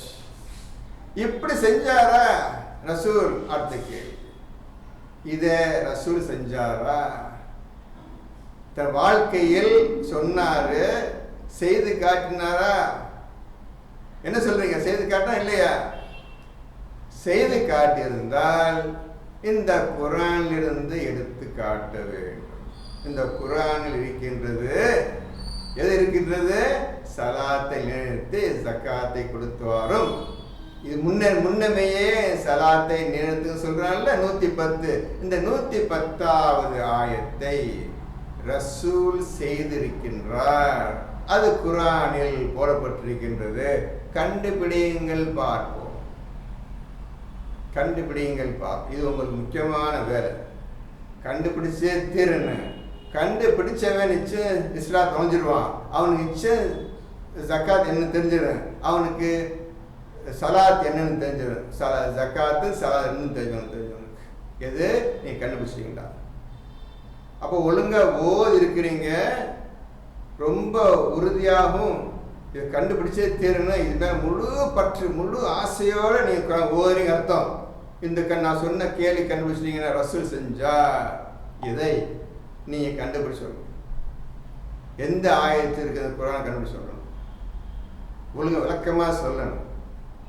ஸோ குரான் ஆயத்தை ஓதி காட்டி உட்கார்ந்து விளக்கம் சொல்லணும். இந்த ஆயத்து பிரகாரம் ரசூல் சலாத்தை நிலைநிறுத்தி ஜக்காத்தையும் கொடுத்தார் என்பதை நீங்கள் நிரூபிக்க வேண்டும். இப்பொழுது குரானை ஓதி டைம் வேஸ்ட் பண்ணுறீங்க நீங்கள்.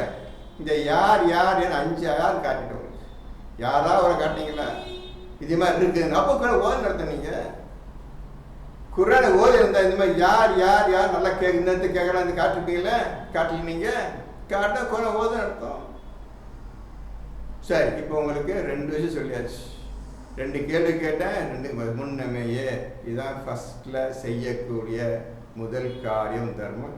நீ தர்மம் செஞ்சாதான் குரான் உங்களுக்கு புரியும். அன்னைக்கு சொல்லிட்டேன், தர்மம் செய்யாமல் குரான் புரியுன்னு ஒர்க் அணைக்காதீங்க.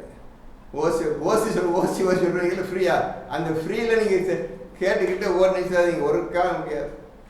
இப்போ உங்களுக்கு ஃப்ரீயாக சொல்லி கொடுத்துட்டுருக்கேன்னா நான் உங்களுக்கு எந்த காசு கேட்கல, நீங்கள் ஃப்ரீயாக கேட்டனால நீங்கள் கற்றுக்கிட்டோம் செஞ்ச ஒரு காலம் முடியாது தம்பி, ஒரு காலம் முடியாது.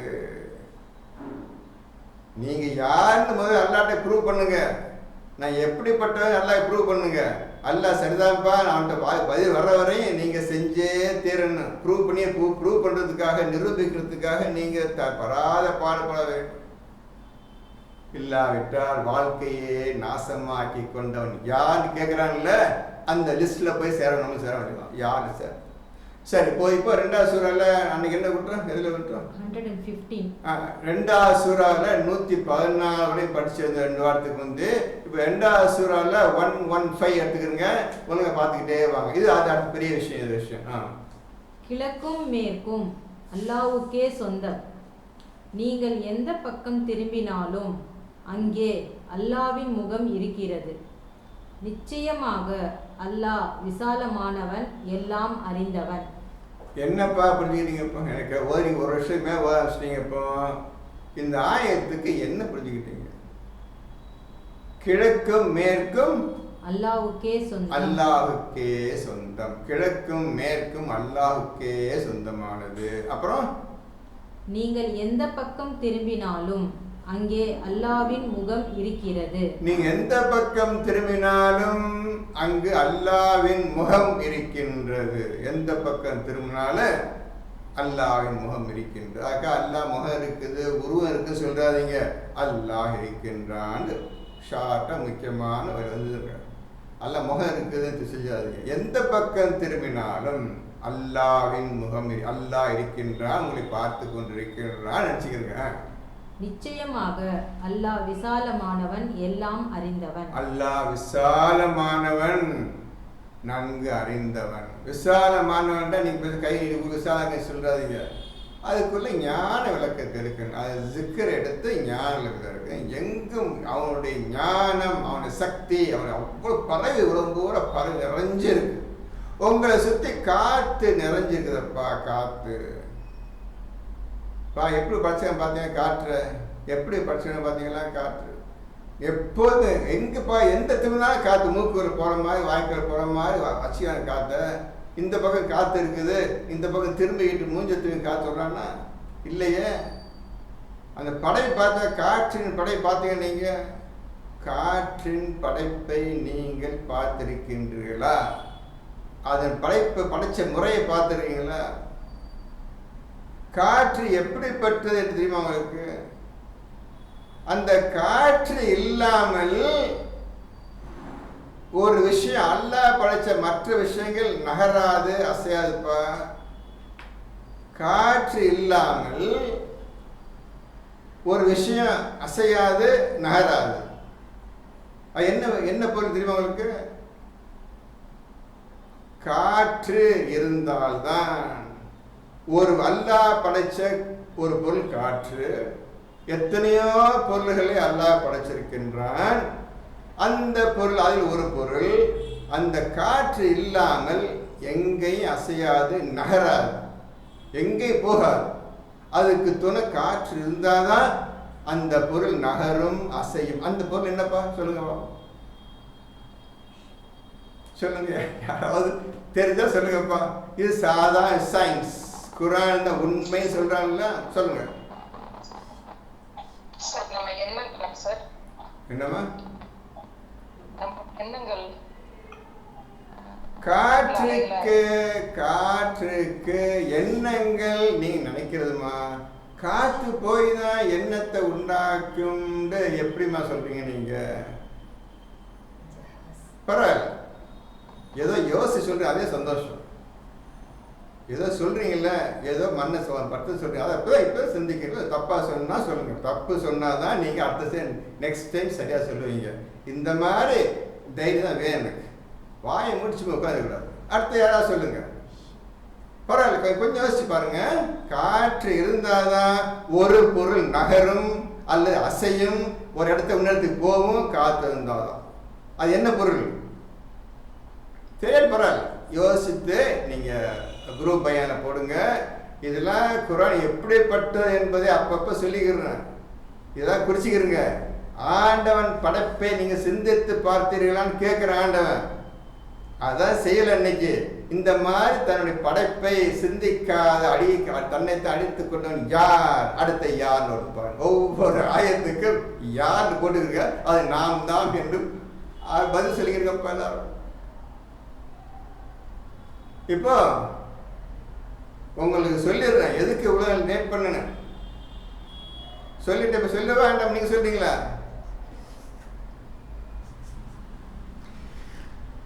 உங்களுக்கு அர்த்தம் சொல்லணுமா, அந்த பொருள் என்ன சொல்லணுமா, சொல்லணுமா, அல்ல நீங்களே சொல்ல போறீங்களா? சொல்லுங்க காக்கா. இவங்க சொல்றாங்க, நீங்க நம்ம மொத்தம் சொல்றீங்க. Nazeer sir, Siraj sir, Abdul Karim sir, Selvaraj sir எல்லாம் என்ன சொல்றீங்க? இப்ப சொல்லுங்க.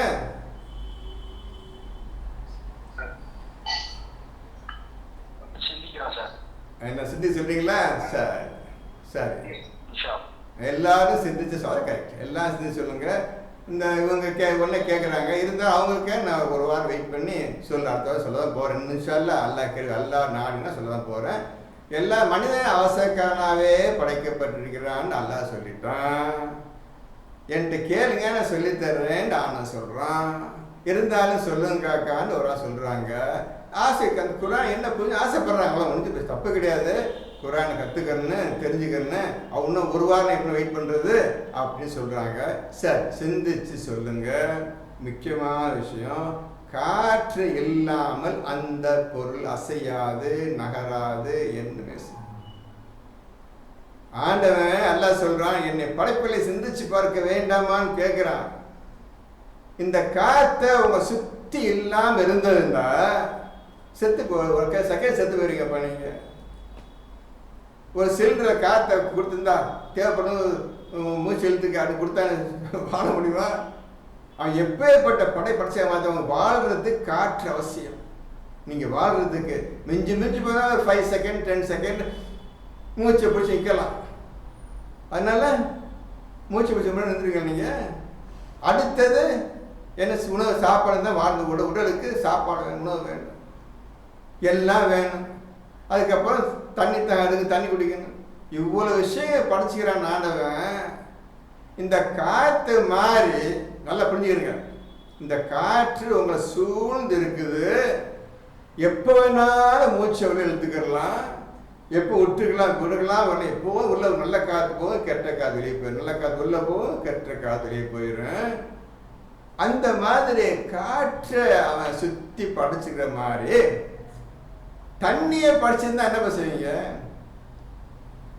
காற்று அவங்க சுத்தி இருக்கிற மாதிரி உங்களை சுத்தி தண்ணி இருந்தா என்ன செய்வீங்க?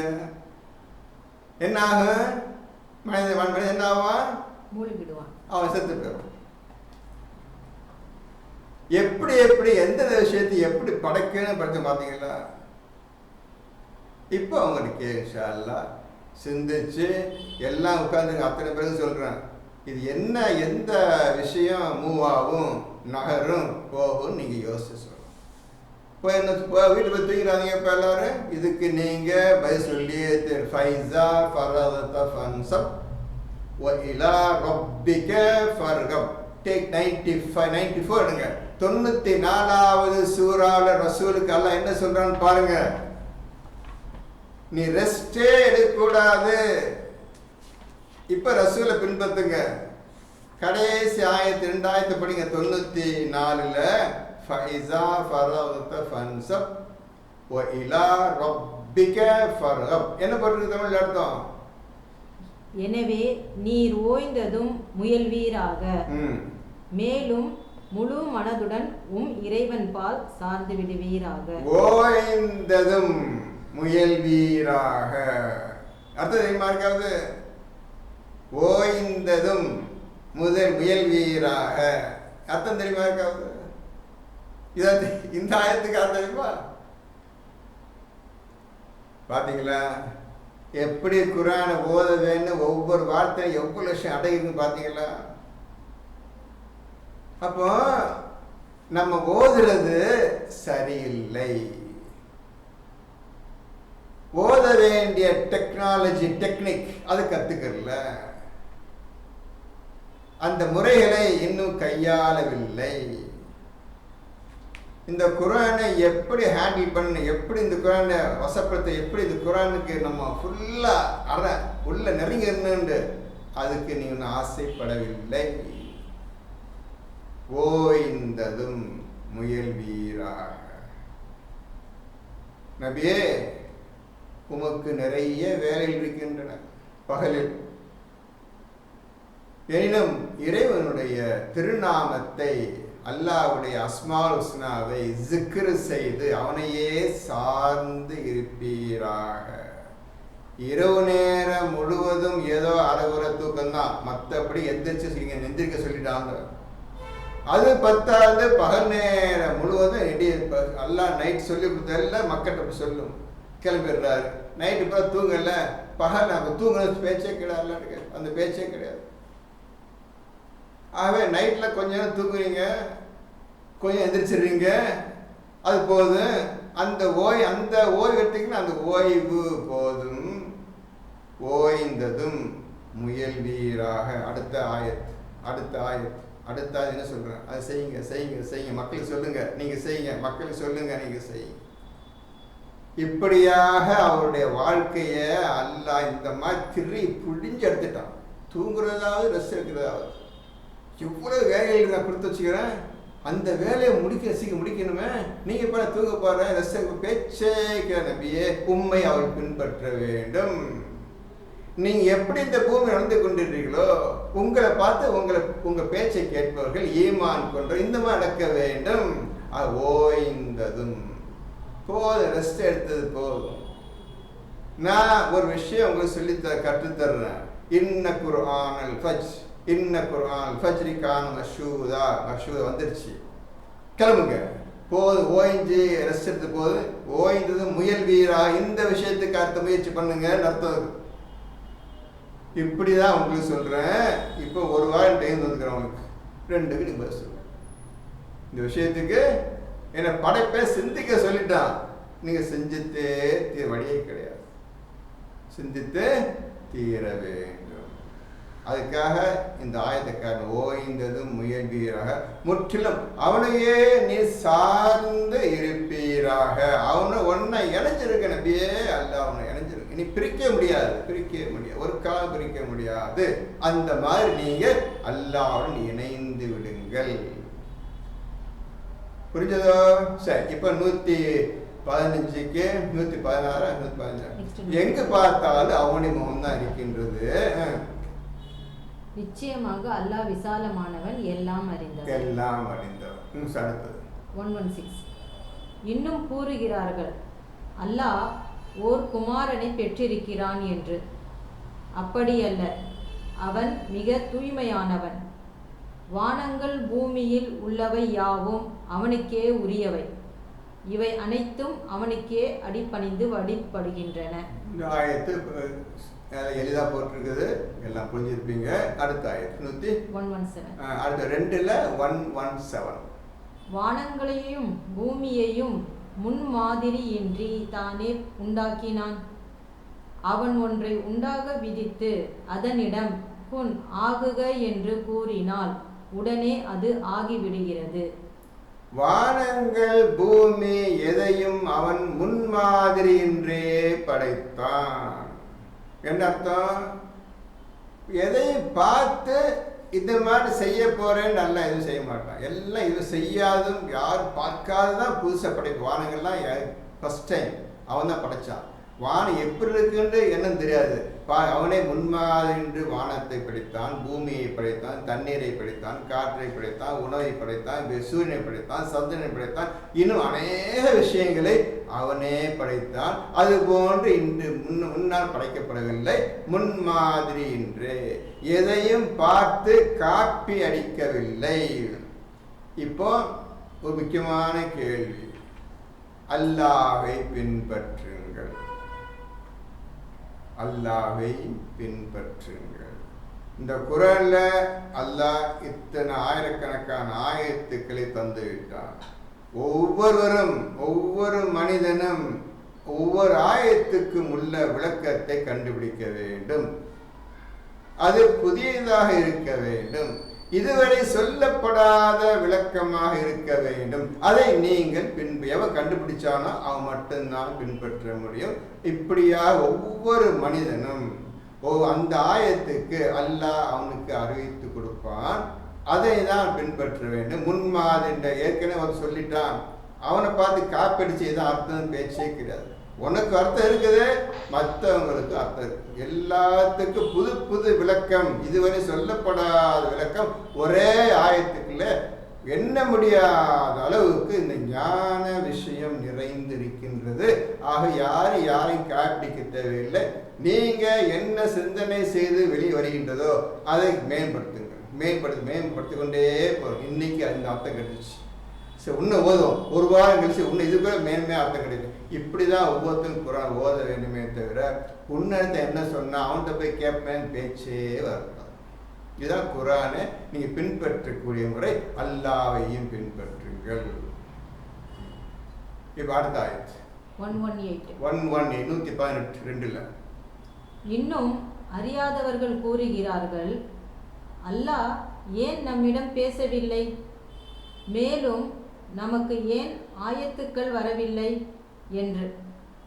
இவர்களுக்கு முன்னர் இருந்தவர்களும் இப்படியே இவர்களின் சொற்களைப் போலவே தான் கூறினார்கள். இவர்களின் இதயங்கள் அவர்களுடைய இதயங்களைப் போன்றதையேதான். ஈமானில் உறுதியுடைய மக்களுக்கு நம் ஆயத்துக்களை நிச்சயமாக தெளிவாய் விவரித்து உள்ளோம். என்னப்பா சொல்றீங்க?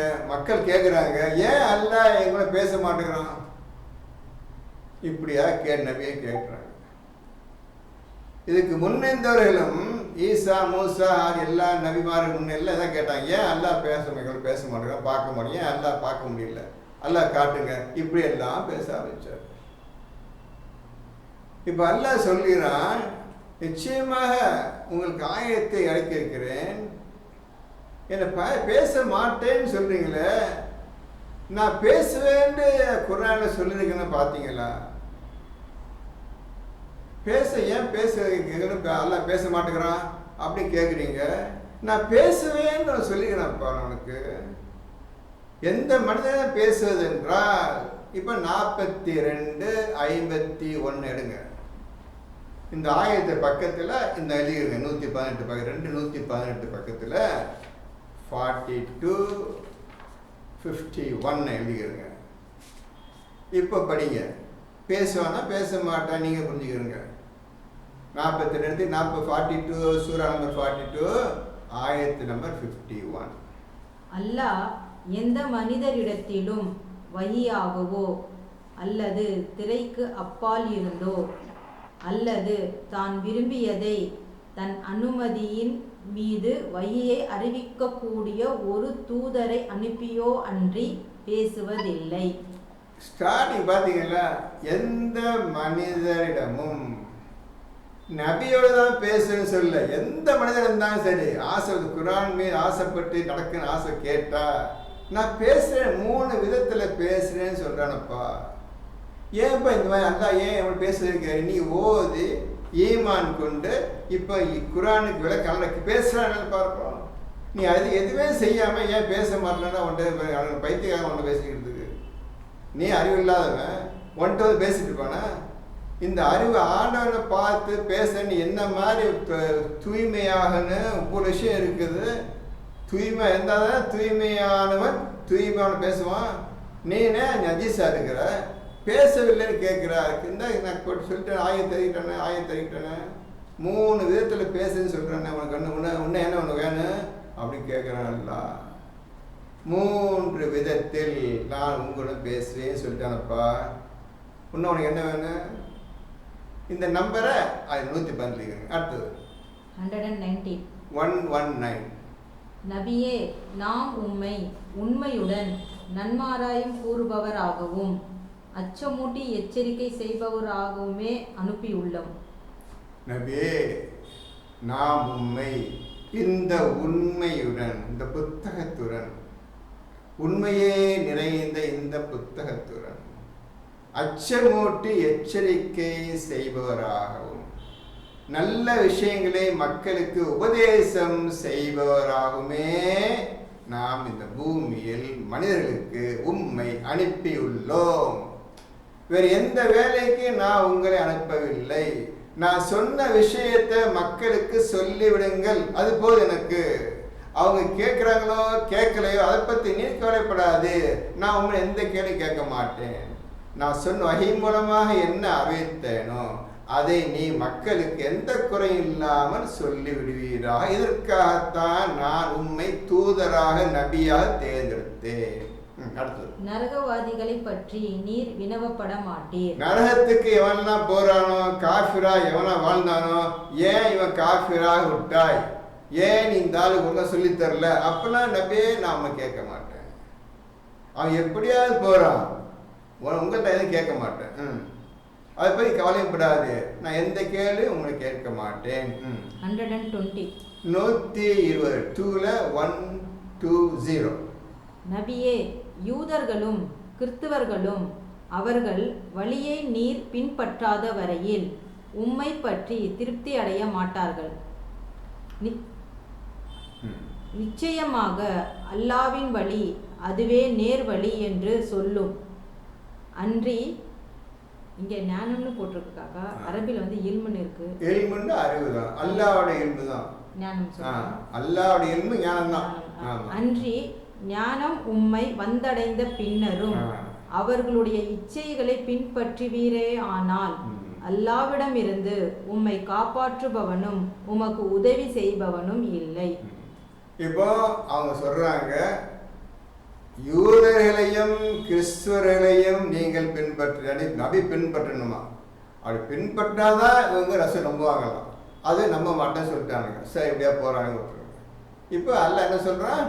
நிச்சயமாக அல்லாவின் வழி அதுவே நேர்வழி என்று சொல்லும். நபியே, அல்லாவின் வழி அதுவே வழியாகும். என்ன வழி? சிராத்தல் முஸ்தகீம். இந்த வழி போட்டுக்கல குரான்ல எழுதிக்கிறங்க, சிராத்தல் முஸ்தகீம்னு எல்லாம் எழுதிக்கிறங்க. அல்லாவின் வழி எது என்றால் சிராத்தல் முஸ்தகீம், அதுவே நான் பின்பற்ற நடக்கின்றேன். நான் யூதர்கள் வழியோ கிறிஸ்தவர்கள் வழியோ எந்த மனித வழியோ எனக்கு தேவை கிடையாது.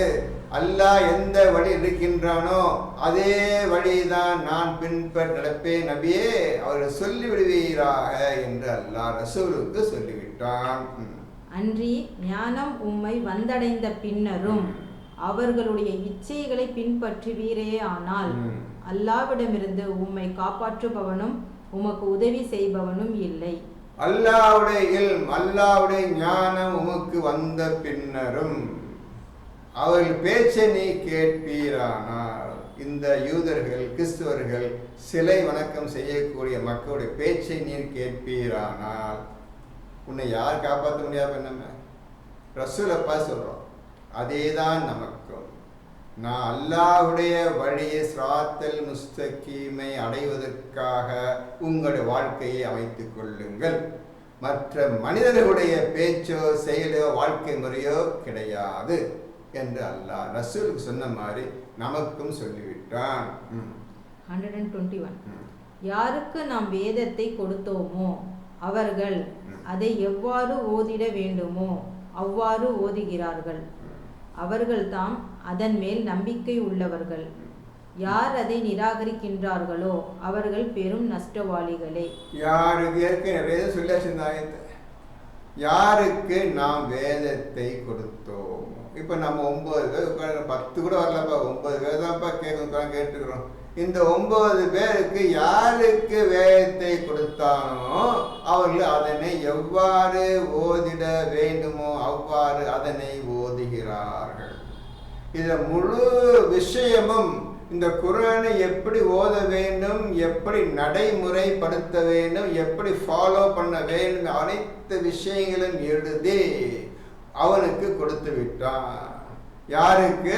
அந்த ஈமான் கொண்டவனுக்கும் தக்வா உடையவனுக்கும் கொடுத்து விட்டான். இனிமேல் தான் அவன் அந்த அல்லாஹ் கொடுத்த குர்ஆனை திறக்க போகின்றான், படிக்க போகின்றான், செயல்படுத்த போகின்றான். நீங்க ஒரு தப்பா நினைச்சிடாதீங்க. உடனே புத்தகத்திலே தச்சு கிச்சு பவுன் பண்ணி கொடுத்தா நினைச்சுக்காதீங்க. அனைத்து விஷயங்களும் உங்களுக்கு இருதயத்தில் இறக்கப்படும். நீ எப்படி ஓத வேண்டும், நீ எப்படி செயல்படுத்த வேண்டும், நீ எப்படி இஸ்லாமிய வாழ்க்கையை நடைமுறைப்படுத்த வேண்டும், அனைத்து விஷயங்களையும் அல்லாஹ் உங்களுக்கு தந்து விட்டான், இருதயத்தை இறக்கிவிட்டான். இனி ஒவ்வொன்றா எடுத்து செயல்படுத்துங்கள். இவர்கள் தான் இதன் மீது ஈமான் கொண்டவர்கள். யார் இதை யார் இதை நிராகரிக்கின்றார்களோ, இந்த மாதிரி அல்லாஹ்விடமிருந்து கித்தாபை யார் வாங்கவில்லையோ அவர்கள் என்னங்க? நஷ்டவாளிகள். அவர்கள் தான் நஷ்டவாளிகள். யார் நஷ்டவாளிகள்? இந்த குர்ஆனை அல்லாஹ் வாங்காதவர்கள் இருக்கிறார்களே, இவரை விட நஷ்டவாளி யார்? இங்க போட்டுங்க, யார் போடுங்க. ஆயிரக்கணக்கான யார் யார் யார் வந்துகிட்டே இருக்கு. புரிஞ்சதோ? பார்த்தது ஒண்ணுதான். எது? 2ல் 114 பார்த்தோம். இப்போ வர்றதெல்லாம் யார் யாருன்னு வருது. அப்ப இந்த மாதிரி அல்லாஹ்விடமிருந்து வேதத்தை வாங்காத அநியாயக்காரன் யார்? போதுமா? இப்ப நம்ம அநியாயம் வேதத்தை வாங்கலாம். அநியாயக்காரர்களாகவே நாம் இப்பொழுது வாழ்ந்து கொண்டிருக்கின்றோம். மரணம் எப்பொழுது வரும் என்று சொல்ல முடியாது. அதை பற்றியும் பயம் இல்லாமல், இன்னும் குர்ஆனை சரியா புரிந்து கொள்ளாமல் வாழ்க்கை போய் கொண்டிருக்கின்றது. எப்பொழுது நாம் இஸ்லாத்தில் நுழைவது, எப்பொழுது ஈமான் கொள்வது, ஈமான் கொள்வதற்கு முன்னர் எப்பொழுது நாம் தூய்மை பரிசுத்தமாகுவது.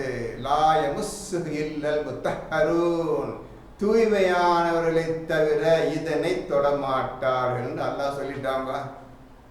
இன்னைக்கு வரை தொடரலப்பா, ஏன்னா ஒன்றும் தெரியல, அர்த்தம் எதுவுமே புரியல.